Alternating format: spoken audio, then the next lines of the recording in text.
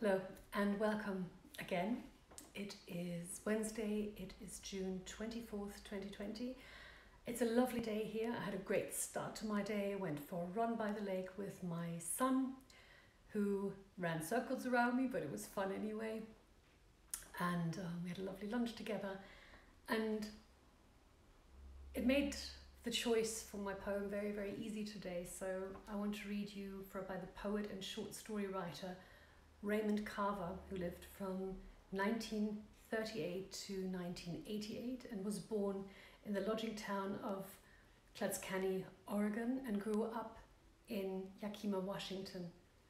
He was married and a father of two by the age of 20, and he held a number of low-paying jobs to get him through, and he picked tulips, pumped gas, swept hospital corridors, swapped toilets, and managed an apartment complex, according to Bruce Weber in a New York Times Magazine profile of the author, Raymond Carver.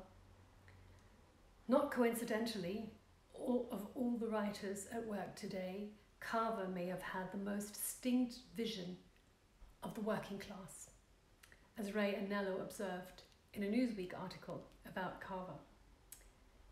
But Carver was not only known for his short stories, he also wrote extensively as a poet, and a collection of his poetry, including some works being written shortly before his death, was published in A New Path to the Waterfall. Although he had already released a volume of his collected verse, the diagnosis of lung cancer inspired him to write one more volume. And these poems are characterized by reliance on sentence sounds and a structure steeped in storytelling. And Edna Longley commented in the London Review of Books that all his writing tends toward dramatic monologue, present tense soliloquy that wears the past like a hair shirt.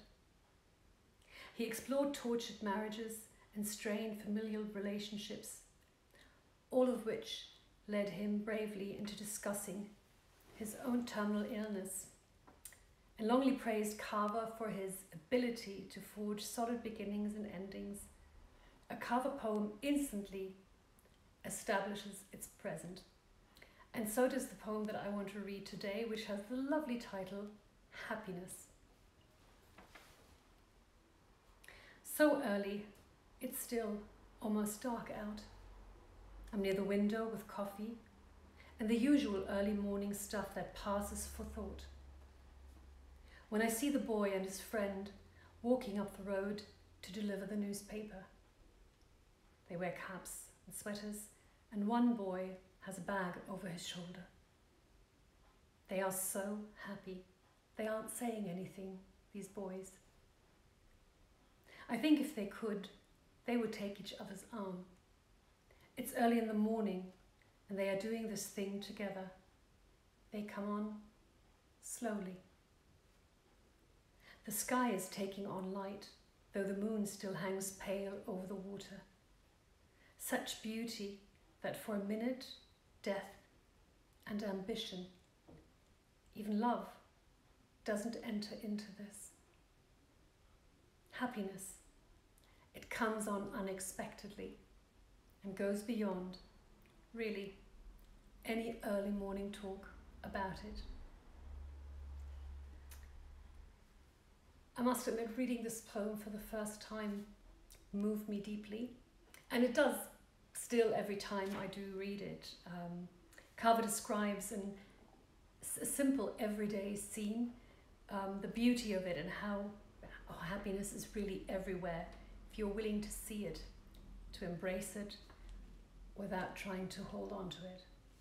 And I chose a song that never fails to put me personally in a really good mood and good spirits, and that is intertwined with a feeling of happiness to me.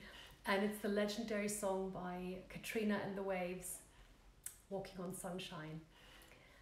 And I can only recommend play it really, really loud, because that's the most fun.